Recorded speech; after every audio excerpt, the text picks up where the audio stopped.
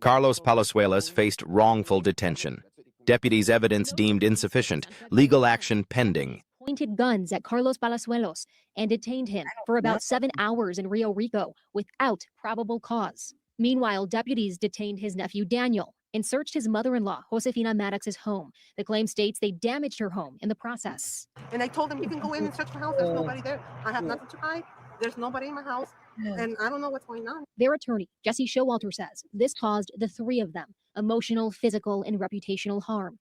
The family feels like they're under public scrutiny every time they step out of the house. Whatever this purported evidence was that the sheriff's department used to obtain the search warrant, it's wrong.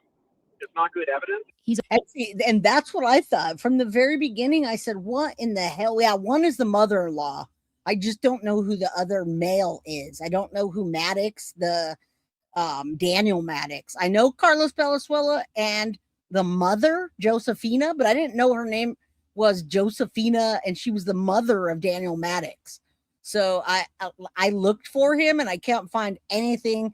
There are no pictures or anything, but you can't get an emergency search warrant without some kind of tangible evidence. All right. He was not reelected again. Let me clear that up. He was not reelected. However, when they did a vote to kick Nanos out, they said, let's just keep him. That's basically, maybe they did have a vote, but they kept him. They didn't re-vote. He didn't have another election. They just decided. All right. They decided that they didn't want him out. Daniel Maddox is the kid playing the video games.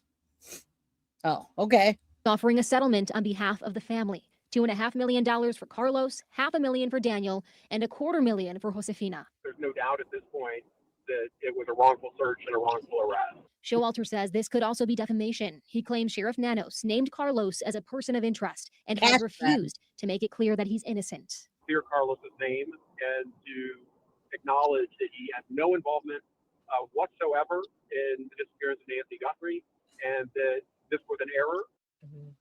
Showalter says the sheriff's office now has 60 days to respond before he files an official lawsuit. We did reach out to the Pima County Sheriff's Office about the claim and have not heard back. In studio. That's crazy. They should hold Sheriff Nanos responsible personally for that. Don't you guys think? That's ridiculous. That's a cash grab and a half. And that sucks for Pima County, guys. That's not good. All right. Nobody's ruled out in the Nancy Guthrie case. All right. This just came out minutes ago before I came on. So if anything comes out or it's redundant, I'm going to forward it. But let's take a look at what Brian Enton has to say. All right. The sheriff actually said it in several interviews. The sheriff hasn't done an interview. I'm going to start doing my background with a car so that I could be like Brian Enton. Seriously, I love it. He's always reporting from outside or in his car. With me, but I do have another source who also confirmed it, that they have finished the testing on the hair that was found inside Nancy's house, and that it does not point to... I got to get a nicer car, though, all right? My other car that went to Cars for Kids is toast. Yes, they want to rake in the cash. Hell yeah, they do.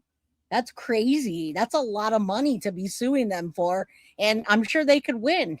All right, so Brian Enton reporting from his car. That's a nice car.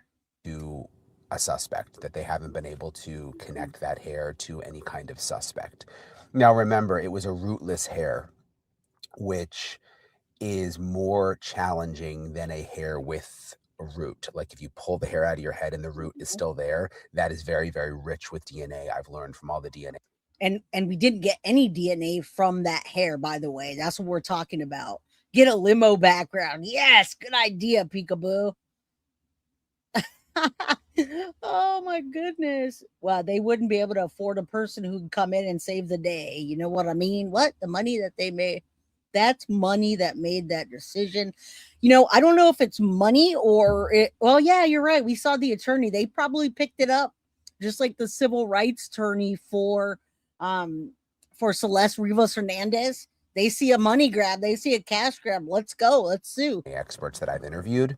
But when it's rootless, it's harder to analyze. It is possible to analyze, but it's a lot harder. And there's only a couple of specialists in the country, I'm told, that are really, really good at it. So it obviously took some time, but unfortunately, it's now complete, the testing on the hair, and it does not point to a suspect. So that's obviously discouraging news. A lot of people were really, really hopeful when that hair was found. Now, it doesn't mean that they can't go back and use that hair later. Like if they do find a suspect and have other evidence connecting someone to Nancy Guthrie's disappearance, they could go back and once again pull that hair and try to see if they can get anything off of it that connects to that person. But as of now, the hair is sort of pushed to the side, and they've pretty much done everything they can, I'm told, with the hair at this point. Something else new, though, that I haven't heard anyone else report that I heard from my source is that the genealogy is ongoing. So they're trying to, with the other piece of DNA that I was talking about that was mixed, the genealogy, the investigative genetic genealogy is ongoing. And they have made some connections with it, I'm told, but those people have been ruled out as potential suspects. I don't know who the other DNA connected back to. I'm just told that anyone potentially connected to it has been ruled out as a potential suspect. Anyone connected to it. But if you notice the verbiage that, for instance, Nanos is using, they're kind of going around that. All right. So the total Avit Bro, the search warrant was based on, so it was based falseless or baseless evidence is what they're saying.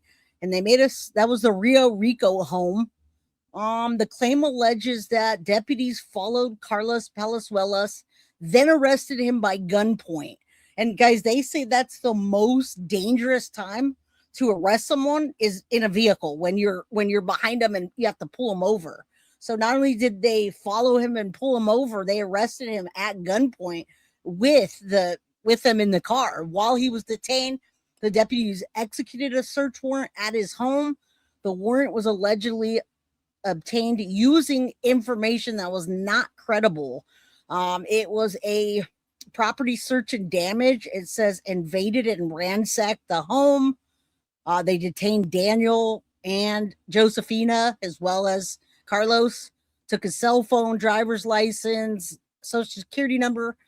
They did not say, what the warrant didn't reveal was specific evidence, no probable cause, no surveillance or witness statements, no digital leads, nothing that would reference a kidnapping note at all. Like, I don't even know what they used. Palazuelos was arrested at gunpoint.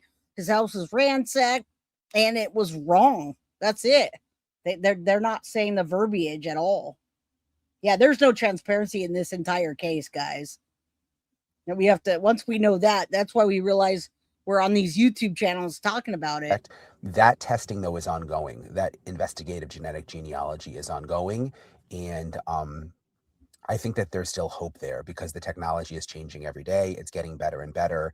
And hopefully, eventually, maybe that will lead down the path to someone new. Because remember, also, with these DNA databases, they're constantly changing and evolving, and new pieces of DNA and new people are popping up in the databases. So there's still hope there.